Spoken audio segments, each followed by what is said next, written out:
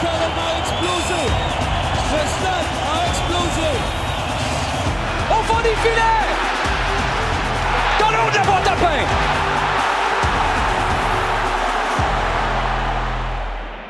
Extra plein axe en direct du camp d'entraînement du CF Montréal à Saint-Pétersbourg, en Floride. On est en direct, mais pas vraiment en direct. Bref, quand vous l'écouterez, c'est du son directement dans vos oreilles qui a été enregistré en direct. Enregistré, puis finalement qui est en différé. En tout cas, c'est la technologie. Peut-être que vous êtes à l'aise avec ça. Peut-être que, comme moi, vous l'êtes moins. Bref, pour ceux qui sont abonnés à l'Extra, on est super contents que vous le soyez, en fait. Et ce qu'on vous offre, qu'on a décidé de vous offrir en marge du camp, c'est on va vider en partie notre cahier de notes. Quelques petites choses qui seront justement exclusives pour l'Extra. Et l'autre chose, c'est on va faire nos prédictions aussi pour les prix du CF Montréal sur l'année 2026. C'est toujours périlleux parce que, justement, on est en février, on est encore en février, puis les prix sont remis en novembre. C'est périlleux parce qu'on l'a fait l'année passée, puis j'ai 100% d'échecs, je pense. Je me rappelle d'aucun de tes choix. De toute façon... Je te dis Caden Clark et j'arrête là. C'est correct?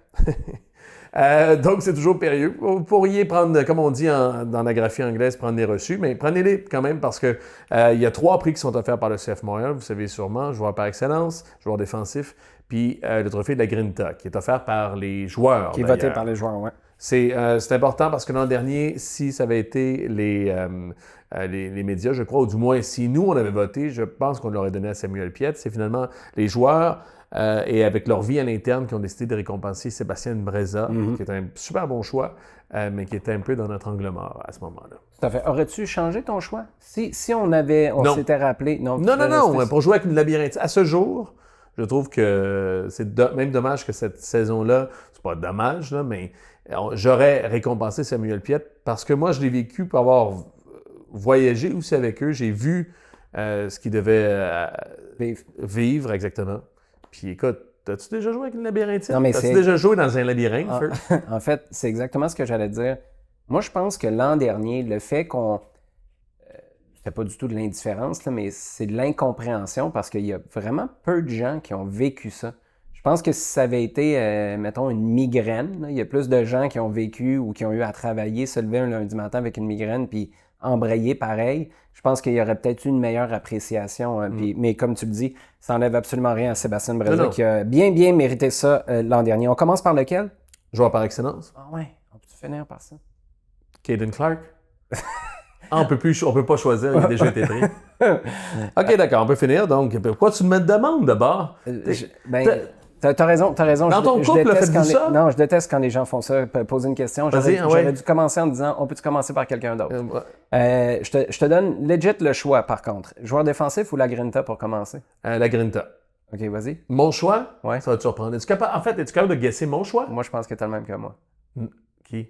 Jalen Neal. C'est mon choix B. Ah ouais? Ouais. Mon choix A, tu sais qui? Thoralson.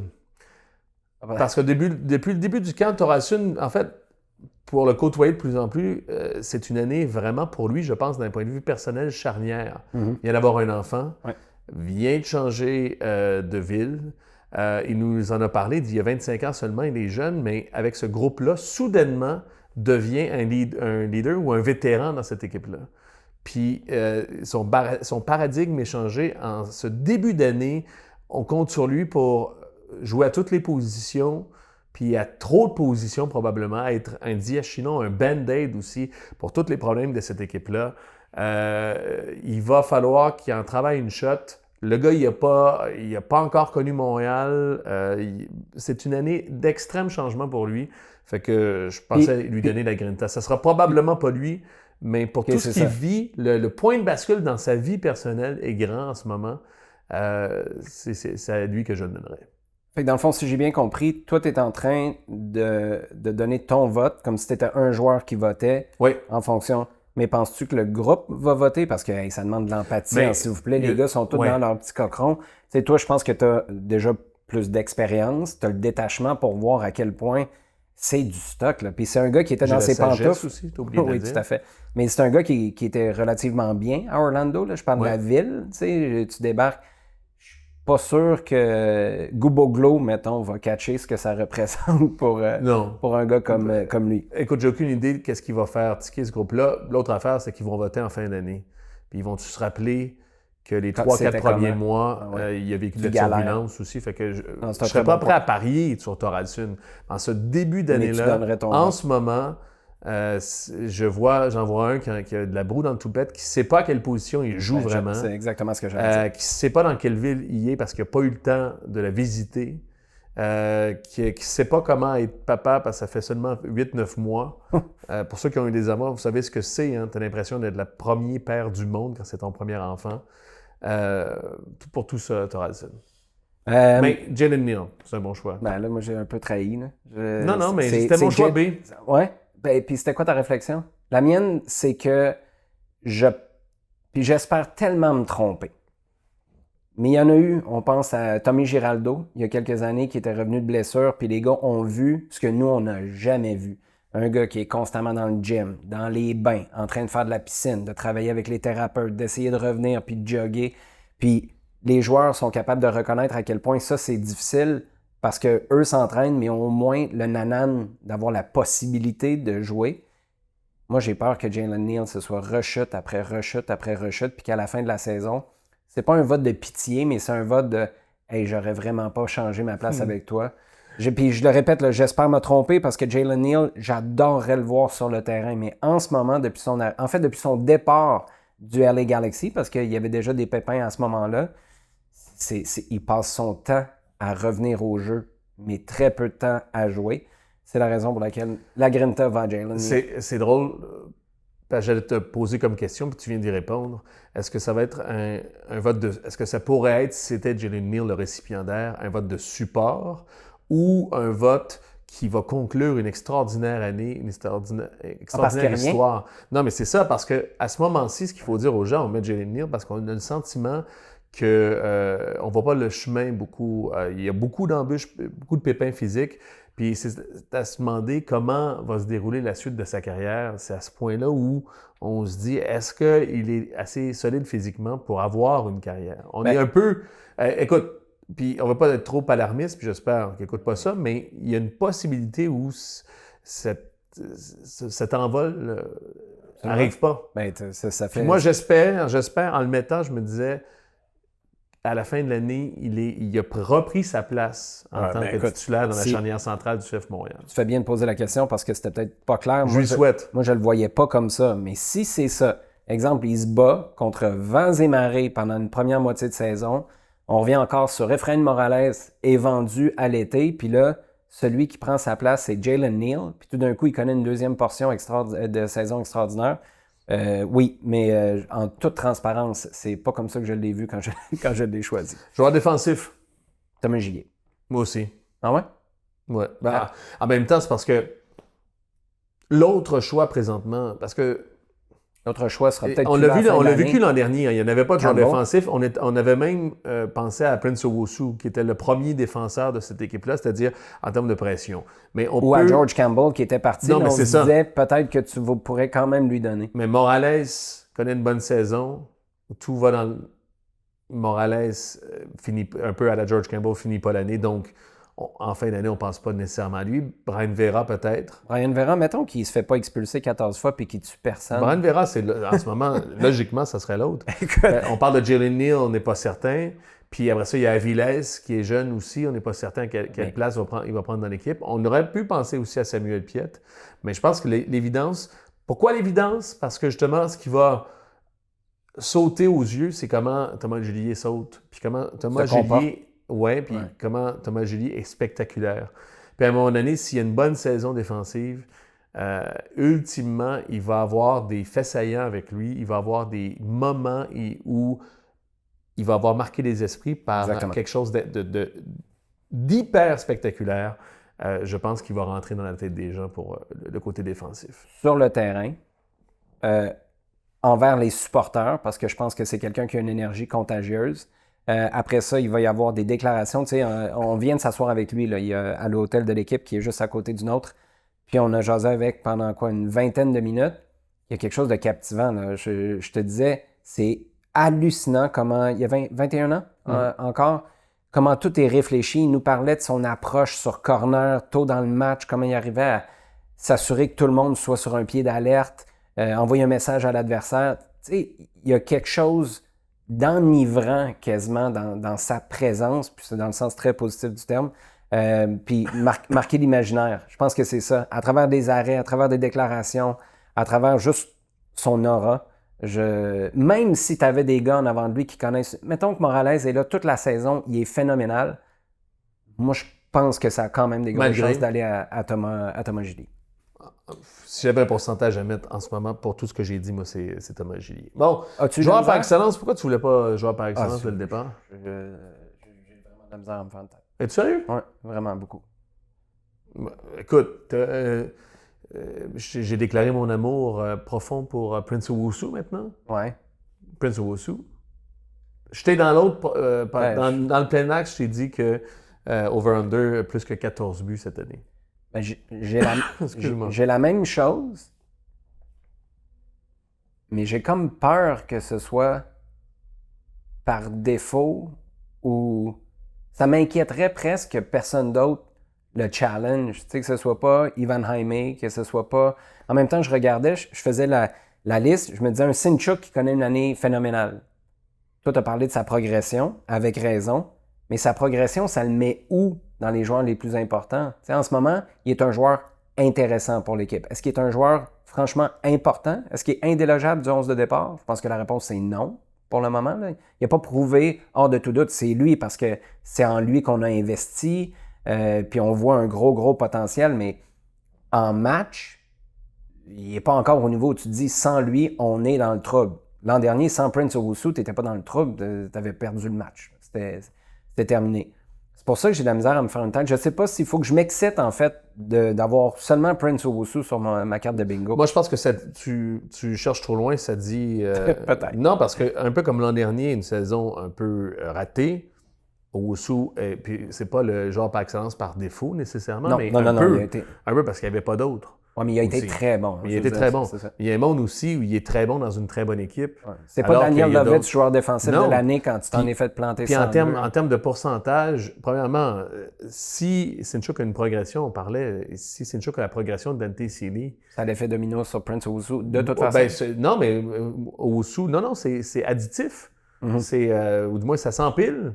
Owusu fait quand même ses 13 buts. S'il a quand même fait 9 buts, il va falloir que quelqu'un d'autre marque aussi. Puis ça ne veut pas dire que...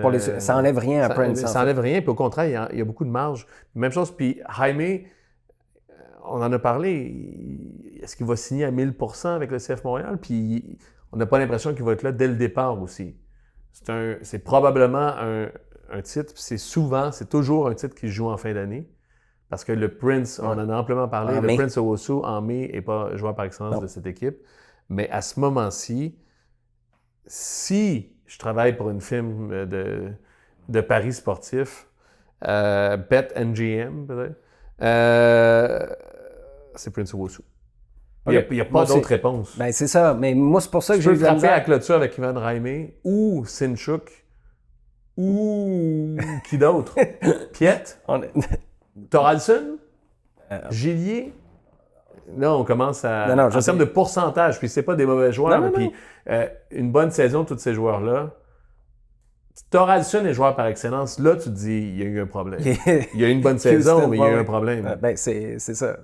Piet, joueur par excellence, il y a par définition... T'as tout dans gagné, une équipe... Non, c'est ça. Il a marqué 6 buts ou... Non, mais il ne marquera jamais de 6 buts, même dans une équipe qui est invaincue dans une année. Fait que c'est ça. Fait que la seule solution en ce moment, c'est Prince Owusu. Bon, nos petits papiers maintenant avant de terminer. Là, moi, j'en ai une. J'ai la formation de pros, qui est la formation pour les arbitres, en fait, pour l'arbitrage en MLS. Je vais juste dire, puis souligner aux gens qui vont écouter cette année en MLS, il y a une règle qui va être intégrée pour la première fois dans le championnat, qui a déjà été intégrée dans le reste du football, c'est la règle des 8 secondes du gardien de but. Puis ça, et là, j'ai hâte de voir, puis on est avant le premier match de la saison, à quel point ça va être en anglais, enforce, que mais ça va l'être. on va être à cheval. Moi, je suis convaincu. C'est-à-dire que le gardien de but, quand il prend le contrôle du ballon, il y a 8 secondes pour relancer. Puis vous regarderez l'arbitre au milieu du terrain, va faire un signe avec 5 secondes à faire 5. Son bras même, il va pomper avec son bras. Il y a peut-être des camions à Philadelphie, que les camions qui passent sur le pont à côté vont peut-être se klaxonner. Bref, 8 secondes pour remettre le ballon. Sinon... Mais c'est ça. Sinon, c'est un corner. Ouais. Puis c'est ça la grosse différence, parce que là, tout le monde va dire « Ouais, mais il y avait déjà une règle. » Ouais, mais c'est une règle, comme tu l'as dit tantôt, qui était jamais... Non. c'est quoi en français? Enforced? Appliqué? Appliqué ouais, comme il faut, mais appliqué en tout C'est cas. pas certain appliqué, c'est pas une grave. Mais bref, Mais, les gens comprennent. mais là, communication. c'est rendu systématique. On est en train de rendre ça noir ou blanc. Au bout de 8 secondes, il faut que ça dégage, sinon c'est un corner. Puis là, c'est un méga désavantage. Puis c'est ça pour moi le génie, c'est qu'on va arrêter le niaisage parce que le gardien, là, tu vas le faire une fois dans ta saison, tu vas te faire crier après par ton staff parce que tu ramasses, imagine, tu es tranquille dans un match, tu ramasses le ballon, il reste 3 minutes à faire. Là, tu veux prendre un maximum de temps, ça te coûte un corner, puis t'encaisses.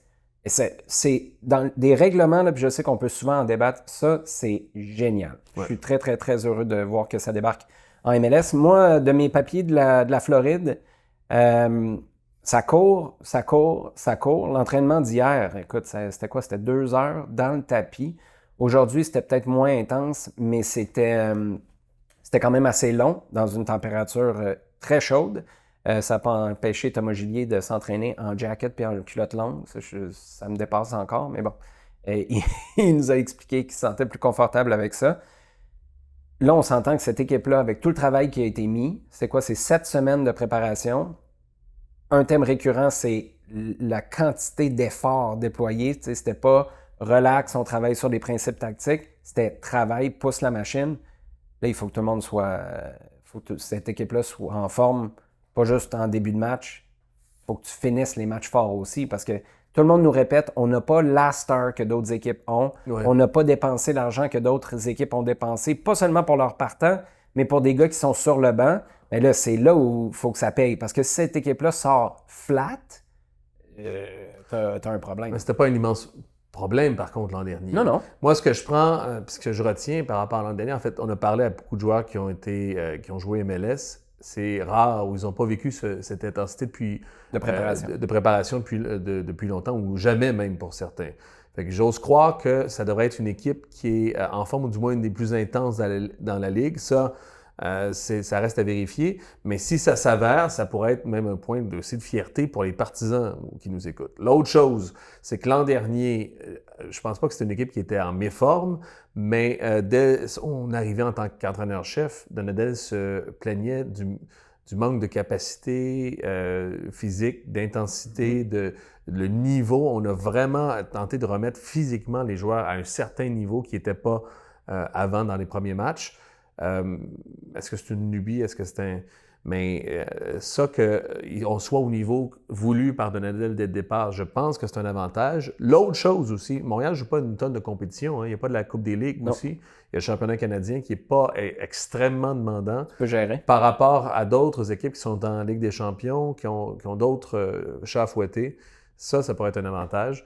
J'ai hâte de voir à quel point, justement, cette équipe-là va être intense et lucide dans un match avec leur forme physique. Ça pourrait... Écoute, je ne sais pas si ça va être un point de fierté pour les gens, pour les partisans, mais ça pourrait être quelque chose dont on s'enorgueillit à Montréal. Mm-hmm. Le revers de la médaille aussi, ça pourrait peut-être, si il y a des turbulences en début de saison, puis c'est ça le problème, est-ce que ça va démobiliser certains joueurs, ça va frustrer certains joueurs d'être fatigués, d'être poussés, que la machine pousse pour pas de résultats aussi? Oui, mais là, c'est ta job de communiquer ça. Ça fait longtemps que tu le sais que tu commences avec 6 matchs, ça route. Assurément. Non, mais puis dans n'importe quel, perdre un vestiaire, perdre un esprit de groupe aussi à cause des résultats, ça fait partie de ça. Moi, c'est ça que je retiens. C'est une équipe plus le fun qu'on pensait. Oui, on est d'accord. C'est une équipe intéressante dans certains principes. Quand tu dis le fun, tu veux dire On parle de la jeu, construction. le groupe. Parce qu'on essaie de vendre un projet, ou du moins pour que les partisans, puis on les voit dans les prédictions des experts aussi, pas grand monde qui disent que Montréal s'est amélioré. Non. Il n'y a pas une tonne d'équipes qui sont, sur papier, améliorées dans l'Est de la MLS. On en a parlé, mis à part Miami. En étant plus proche, c'est de mon passage au camp, c'est une équipe qui est beaucoup plus intéressante qu'on pense et beaucoup plus malléable et tactiquement intéressante qu'on aurait pu l'anticiper. Maintenant, c'est ça. Maintenant, est-ce que ça prend, est-ce que le jello prend ou ça se défait à cause des circonstances? Tu penses que Marco Donadel mange du jello? Mange du jello? Non, mais non. Non, je pense qu'il y a un peu de respect pour ses papilles. Puis... Grand fan de, tu vas me dire c'est cliché, là, mais de fromage parmesan. Mais genre des gros morceaux, là. Pas des petits scratch stay out, là. Inside, ça, c'est dans tes notes, ça. Inside baseball aussi. Ouais. Non, ça remonte au souper C'est mieux en bleu de la Fondation Impact de Montréal l'an dernier. As-tu autre chose? Non, mais c'est pas mal ça pour l'extra. Moi, une dernière affaire. Cette défense-là, je sais pas ce que ça va donner. Moi, ça m'enthousiasme beaucoup de voir à quel point il y a du couteau entre les dents. Mais je disais tantôt, Brian Vera, là, écoute, il est avec ses coéquipiers, puis il est semi-dangereux. Il rentre, il n'y a pas de retenue. On a eu l'occasion de s'entretenir avec Daniel Rios tantôt. Les deux sont co-chambreurs ici. Puis il n'y avait rien de grave, là, mais ils se sont pognés un peu sur le terrain. Puis Daniel Rios s'est dit, peux-tu me donner un break? Là? Ouais, mais moi, il faut que je défende. Ouais, mais moi, il faut que j'attaque. Mais je pense qu'il y a une conscience à travers ce groupe-là que Brian Vera, là, l'expression en anglais, là, he's built different. Le gars, c'est un assassin. Puis je me rappelle pas, j'ai essayé de faire l'inventaire hier, j'écrivais un article pour le RDS.ca, des défenseurs, puis j'avais la discussion avec Hassoun Camara qui était avec nous à l'entraînement ce matin aussi. Il y a eu tellement de grands, de bons, de beaux défenseurs qui sont passés au fil des ans avec le CF Montréal, mais des gars comme Morales et Brian Vera ensemble où tu te dis tu passeras pas, là. On va te couper en deux, je me souviens pas. J'ai très très hâte de voir ce que ça va donner. En autant qu'il ne blesse pas un de ses coéquipiers à l'entraînement. Qui se le gare. C'est ça. Hey, juste aussi, on parle de défense. Brendan Craig, c'est l'oublié. Hein? C'est le joueur qui a été le plus utilisé en défense centrale l'an dernier. Assez extraordinaire comme stats. On ne veut pas aller chercher de 6, du moins pour être derrière Samuel Piette. Il semble que peut-être... Comme l'an dernier. Brendan Craig soit le gars qui est derrière dans la... Il fait combien, 6 pieds quoi, lui? Je sais pas. Donadel voulait 6 pieds 4? Oui, ça serait sans l'ombre d'un doute le plus grand milieu. Mais bref, il y a peut-être quelque chose, là, peut-être aussi, parce qu'on en a parlé, puis les informations sont assez claires. On n'ira pas chercher de 6. On n'ira pas chercher quelqu'un derrière Samuel Piette. S'il y a du recrutement, c'est plus un 8 aussi, entre autres, en milieu de terrain. Es-tu prêt à aller faire tes bagages? Mais ça. OK. San Diego. On est parti, salut.